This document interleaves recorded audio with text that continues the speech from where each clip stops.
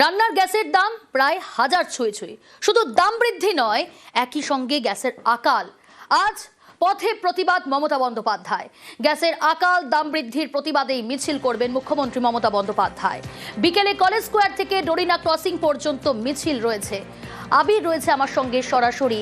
আবির, গতকালই ভোট ঘোষণা হয়েছে। গতকাল ভোট ঘোষণার পর আজ প্রথম প্রচারে তৃণমূল কংগ্রেস এবং গ্যাসের মূল্য বৃদ্ধি, সংকট সব নিয়ে প্রতিবাদ জানিয়ে আজকে মিছিলে মমতা বন্দ্যোপাধ্যায় কতটা তাৎপর্যপূর্ণ এবং একই সঙ্গে কি বার্তা দেবে তৃণমূল কংগ্রেস?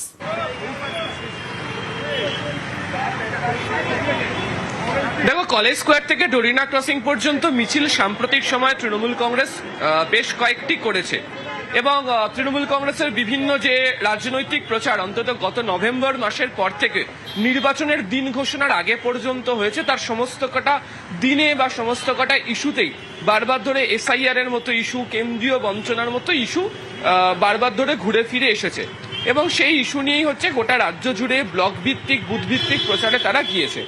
হাতে গরম ইস্যু বলতে সাম্প্রতিক সময় হচ্ছে গ্যাসের সিলিন্ডারের মূল্য বৃদ্ধি, তার জেরে দ্রব্যমূল্য বৃদ্ধি এবং তাতে সাধারণ মানুষের যে পরিবারে কোথাও গিয়ে একটা হোঁচট খেতে হচ্ছে অর্থনৈতিক দিক থেকে এবং হেসেল সামলানোর ক্ষেত্রে যারা গৃহিণীরা রয়েছেন, মহিলারা যারা রয়েছেন, তাদেরকে সমস্যার মধ্যে পড়তে হচ্ছে।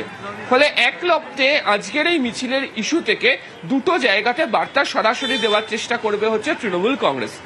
যদি 2011 সময় থেকে বা আর একটু পিছিয়ে যাই, যদি আমরা 2009 লোকসভা নির্বাচনের সময় থেকে তুমি যদি তৃণমূল কংগ্রেসের ভোটের প্যাটার্ন যদি লক্ষ্য করো তাহলে দেখবে সেটা হচ্ছে যে মহিলা ভোটের যে একটা বড় অংশ সেটা সম্পূর্ণভাবে তৃণমূল কংগ্রেসের পক্ষে গিয়েছে এবং মহিলা ভোটের একটা বড় অংশ তৃণমূল কংগ্রেসের পক্ষে যাওয়ার ফলে বিভিন্ন যে নির্বাচন কেন্দ্রিক যে আসনগুলো রয়েছে তার সবকটাতে তৃণমূল কংগ্রেস অনেকটা এগিয়ে থাকতে পেরেছে। এমনকি 2024 লোকসভা নির্বাচন অর্থাৎ 26 বিধানসভার আগে যেটা বৃহত্তর পরিসরে যে নির্বাচন হয়েছে সেখানেও হচ্ছে তৃণমূল কংগ্রেস এই মহিলা ভোটকে পেয়েছে।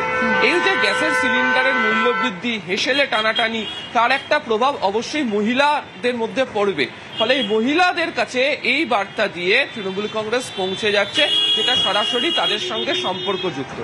দ্বিতীয়ত হচ্ছে এখানে যে বিভিন্ন যে পোস্টার কলেজ স্কোয়ারের মিছিল বা ডরিনা ক্রসিং পর্যন্ত মিছিল যাবে সে পথে রয়েছে, সেখানের বিভিন্ন জায়গাতে এসআইআর এর প্রসঙ্গের কথা উল্লেখিত। এটা ঠিক যে এসআইআর এর মতো ইস্যু নিয়ে তৃণমূল কংগ্রেস বক্তব্য রাখছে, এখনো পর্যন্ত যারা বিচারাধীন রয়েছেন তাদের কি হবে তা নিয়ে তারা বক্তব্য রাখছেন। ফলে নির্বাচন ঘোষণা হওয়ার সাথে সাথে অবশ্যই সেটা প্রচার কেন্দ্রিক ইস্যুতে অবশ্যই উঠে আসছে। কিন্তু সার্বিকভাবে তৃণমূল কংগ্রেসের যে ভোট ব্যাংক বা যারা তৃণমূল কংগ্রেসকে ভোট দেন অনেকেই বলেন তাদের সঙ্গে সরাসরি সম্পর্কের জায়গাতে সংযুক্ত হওয়ার মতো কিছু ইস্যু তৃণমূল কংগ্রেস তৈরি করে এবং যে কারণে মমতা বন্দ্যোপাধ্যায় পথে নেমে আন্দোলন করতে পছন্দ করেন। এই ইস্যুটা, যে ইস্যুকে মাথায় রেখে আজকের এই ভোট প্রচার, ভোটের দিন ঘোষণা হওয়ার পর যাচ্ছেন এবং যেটা কার্যত তৃণমূল কংগ্রেসের মেগা ভোট প্রচারের আকার নিচ্ছে প্রথম প্রচার সভা হিসেবে, সেখানে এই বিষয়গুলোকে তারা প্রাধান্য দিয়ে দেখবেন। তবে যেভাবে প্রশাসনিক ক্ষেত্রে একাধিক বদল হয়েছে সেটা অবশ্যই এই মিছিলের ক্ষেত্রে একটা ইস্যু হতে পারে। মূলত যখন ডরিনা ক্রসিং এ বক্তব্য রাখবেন মমতা বন্দ্যোপাধ্যায় সেখানে তিনি ইস্যুগুলোকে তুলে ধরতে পারেন। ফলে সর্বোপরি ভোট ঘোষণা হয়ে যাওয়ার পর মানুষের ঘরে পৌঁছানোর জন্য, তাদের কাছে বার্তা দেওয়ার জন্য যে প্রচারের অস্ত্র বা ইস্যু তৈরি বা রাস্তা তৈরি করে তৃণমূল কংগ্রেসকে এগোতে হতো সেটাই মিছিলের ইস্যুর মধ্যে লুকিয়ে রয়েছে এবং সেটাকে সামনে রেখে তৃণমূল কংগ্রেস বিকেল 4টের সময় কলেজ স্কোয়ার থেকে ডরিনা ক্রসিং পর্যন্ত মমতা বন্দ্যোপাধ্যায়ের নেতৃত্বে মিছিল করতে চলেছে। জ্বালানির জ্বালায় জেরবার রাজ্যবাসী, তুঙ্গে রাজনীতির চর্চা। মরণকালে তৃণমূলের হরিনাম বলে কটাক্ষ শ্রমিকের। বাংলার মানুষকে মরণকালে পৌঁছে দিয়েছে বিজেপি। তৃণমূলের পাশে জনতা জেনেই বিজেপির জ্বালা বলে খোঁচা অরূপ চক্রবর্তী। তৃণমূল কংগ্রেসের গ্যাস কেউ খাবে না, অনেক গ্যাস দিয়েছে ওরা। এরা মিড ডে মিলের চাল খেয়েছে, যারা 40,000 চাকরি বিক্রি করেছে তাদের কথা মানুষ বিশ্বাস করবে? মরণকালে এখন অনেক হরিনাম করছে, টাকার কোনো সংস্থান নেই, বিয়ে ঘোষণা করছেন, মুয়াজ্জিম ভাতা দিচ্ছেন, পুরোহিত ভাতা দিচ্ছেন। ওরা কি মনে করেন তারা 500 টাকা নিলে আরজিকর ভুলে যাবে? 500 টাকা পুরোহিতকে দিয়ে তার ছেলেকে পরিযায়ী শ্রমিক বানাবেন? ঠিকই তো, মরণকালে হরির নাম। সত্যিই তো, ধরুন বাংলার মানুষ 100 দিনের কাজ করেছে, তার টাকা মেরে দিয়েছে চিটিংবাজ কেন্দ্রীয় সরকার, তো সেই মানুষ কি করবে? সেই মানুষ হরিনাম করবে। মমতা বন্দ্যোপাধ্যায় আছেন যতটুকু ভরসা। যে মানুষের মাথায় ছাদ দেয়নি, আবাস যোজনার টাকা আটকে রেখেছে, সে কি করবে? শ্রমিক ভট্টাচার্যরা যে জায়গায় পৌঁছেছেন, মানুষকে সত্যি সত্যি মরণকালে পৌঁছে দিয়েছেন, এটা ওনারা দায়িত্ব নিয়ে বলছেন। বিজেপির দেউলিয়াপনা প্রতিটা ছত্রে ছত্রে যখন এক্সপোজ, তখনই গাত্রদাহ স্বাভাবিক। বাঙালি তত বুঝতে পারবে বাংলা বিরোধী আসলে কারা। রান্নার গ্যাসের আকাল আর এই পরিস্থিতিতে সাইবার জালিয়াতি। মোবাইল ফোনে মেসেজ ঢুকেছে, তাতে বলা হয়েছে সিলিন্ডার ডেলিভারি হয়ে গেছে, কিন্তু বাস্তবে তা হয়নি। চাঞ্চল্যকর অভিযোগ পশ্চিম বর্ধমানের রানীগঞ্জ এবং বীরভূমের সিউড়িতে।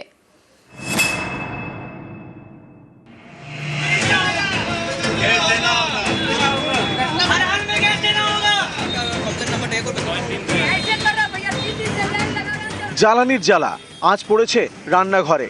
এখন একটা সিলিন্ডার পাওয়া মানে যেন হাতে চাঁদ পাওয়া। ঠিক এই সময়ে গ্যাসের সিলিন্ডারে সাইবার জালিয়াতির অভিযোগ পশ্চিম বর্ধমানের আসানসোলের রানীগঞ্জে। এটা দেখুন।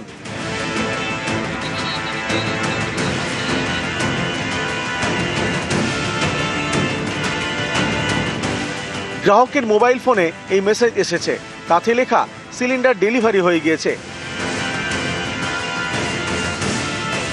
গ্যাস মেমো জেনারেট করা হয়েছে।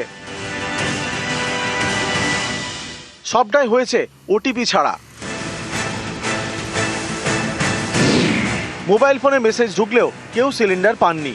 তাহলে সিলিন্ডার গেল কোথায়? সিলিন্ডার কি অন্য কারো কাছে চড়া দামে বিক্রি করে দেওয়া হয়েছে? উঠছে প্রশ্ন, তৈরি হয়েছে ক্ষোভ। 24 তারিখ গ্যাস বুক করেছি, এখনো গ্যাস পাইনি। গ্যাসটা রিসিভ হচ্ছে না, কিন্তু আমাকে ডেলিভারি মেসেজ দেখাচ্ছে। আমি এইচপি পে অ্যাপ থেকেও দেখছি আমার গ্যাসটা ডেলিভারি দেখাচ্ছে, কিন্তু আমি রিসিভ পাইনি। ওটা গ্যাসটা পাইনি। আমার গ্যাসটা রিসিভ করলো কে? আমি তো গ্যাসটা পাইনি। আমার ঘরে পেশেন্ট আছে, আমি চালাবো কি করে গ্যাস? ওরা ব্ল্যাকে বিক্রি করছে ওরা গ্যাসটা।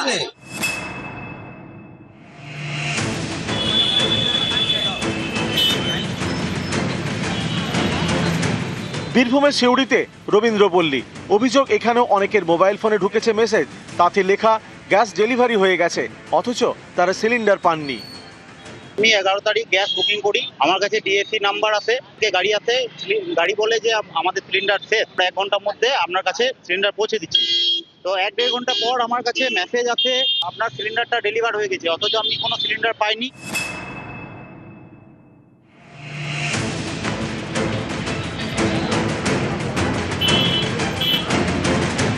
পশ্চিম বর্ধমানের ঘাটালের কুশপাতা। রবিবার ভোর থেকে গ্যাসের জন্য লম্বা লাইন। অভিযোগ, একে সিলিন্ডার বুকিং করতে সমস্যা, তার উপর গ্যাসের লাইনে ঘন্টার পর ঘন্টা অপেক্ষা। এতে দুর্ভোগের এক শেষ। এখন পর্যন্ত আমি আপাতত 75-এর মধ্যে আছি। হ্যাঁ, পিছনে প্রায় আরও 30 জনের মতো। আমি 13 তারিখ থেকে করছি। 13 তারিখে এসেছিলাম, লাইন দিয়েছিলাম, তো সামনে যেতে গ্যাস শেষ হয়ে যায়।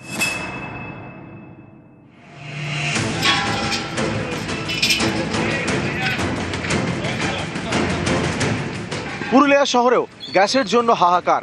সকাল থেকে লম্বা লাইন। অভিযোগ, দীর্ঘক্ষণ অপেক্ষা করেও অনেক সময় সিলিন্ডার মিলছে না।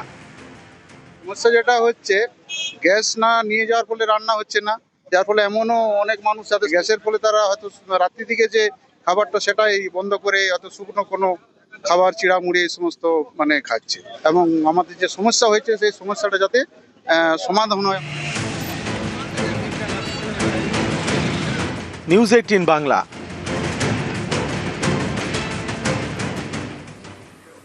জ্বালানির জ্বালা আর তাতেই জেরবার জনতা। সিলিন্ডার বুকিং এর পরও না পাওয়ার অভিযোগ। প্রতিবাদে খালি সিলিন্ডার নিয়ে পথ অবরোধ, বিক্ষোভ।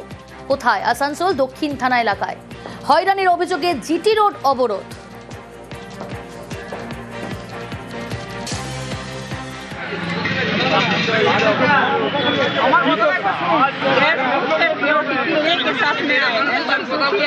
बोला कि इतना लेट आने से नहीं हुआ, 9 बजे आए। बोला सुबह कल 5 बजे से वहाँ करके खड़े हैं। फिर बोला कि आज गाड़ी नहीं आएगा गोदाम में, कल आएगी। कल बिल्कुल नहीं जाएगी। आज आकर के खड़े हैं, आज ही आज भी नहीं जाएगी। 2 दिन पहले आप लोग गैस बुक किए थे? परसों बुक किए,